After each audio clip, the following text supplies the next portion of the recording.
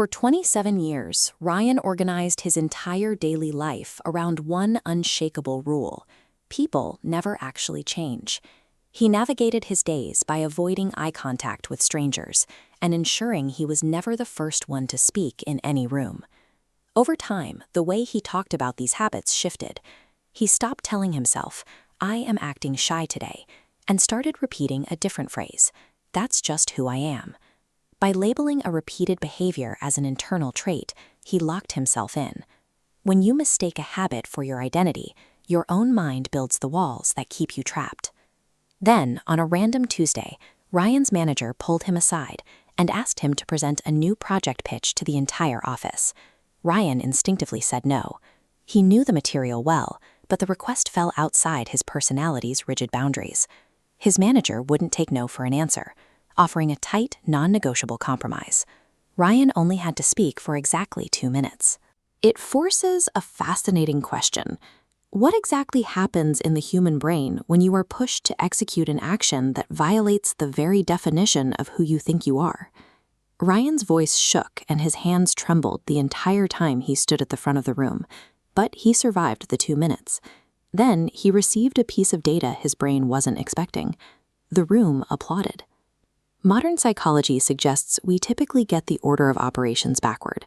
We assume our internal traits dictate how we behave in the world, when in reality, how we behave shapes our internal traits.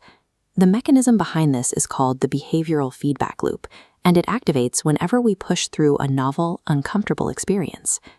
The traditional assumption of human behavior looks like a one-way street. A fixed, rigid identity sits at the center, issuing commands outward to dictate our actions. But the actual scientific model includes a return path. When you take a new action, the environment responds with fresh data, like a successful outcome or a round of applause. Your brain absorbs that feedback. The incoming data collides with your established self-image, forcing those rigid borders to shift and expand to accommodate the new reality. By completing that single loop, the brain rewrites the rulebook. The next time you face that exact same situation, the psychological friction required to act is slightly lower. You're not running on immutable source code you received at birth. Your personality is an ongoing fluid output, continuously generated by how you choose to respond to your environment. A month after that first pitch, Ryan faced another request. Armed with his updated behavioral data, he volunteered. He was still nervous, but the paralyzing terror was gone. As months turned into years, these micro-interactions quietly stacked up. Small chats gradually turned into deep friendships, and those 2-minute speeches eventually scaled up into full conference presentations.